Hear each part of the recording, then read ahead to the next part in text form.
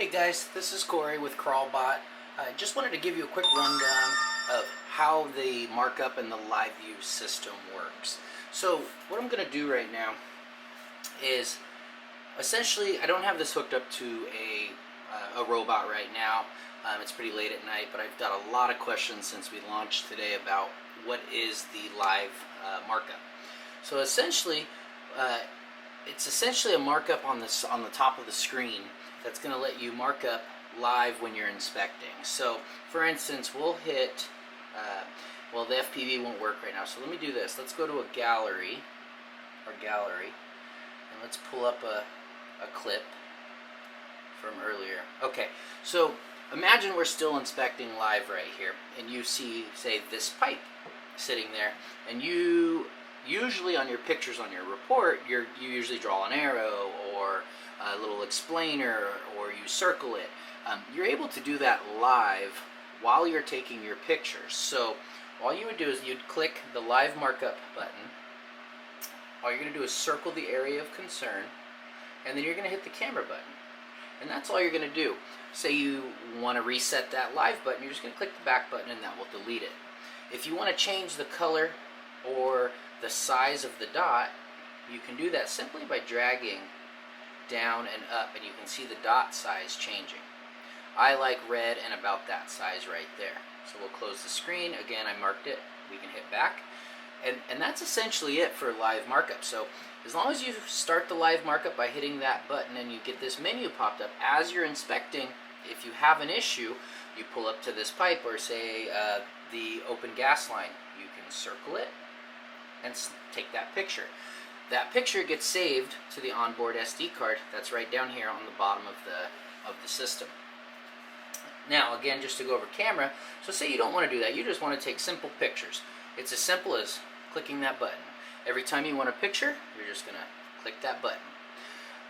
The other thing that's cool about this system is the video. So you click on the video tab, hold on, and now you're recording.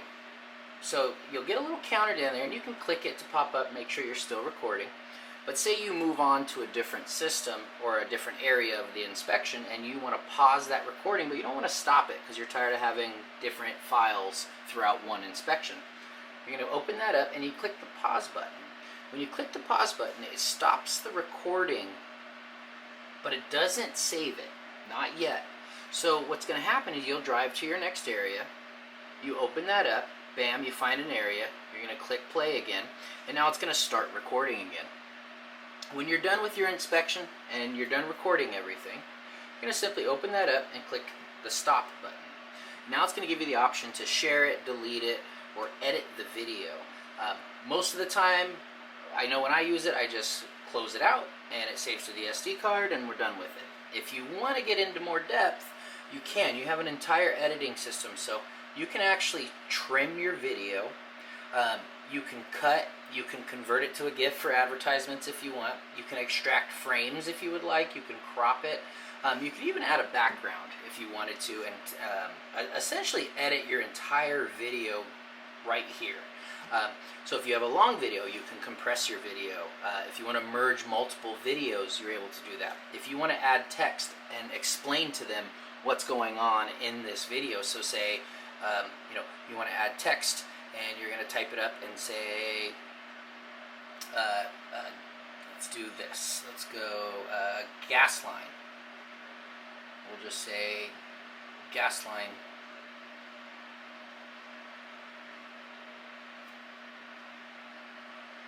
And then we'll click OK. Now you can shrink that down. You can change the color. You can do all this editing literally before you even get home while you're inspecting. Are a lot of people going to use this? I don't know. It's an awesome feature, and it's nice to have that option. But I just don't see myself personally using it. But I do know some guys that will really like at least putting a title at the top of that video before they leave.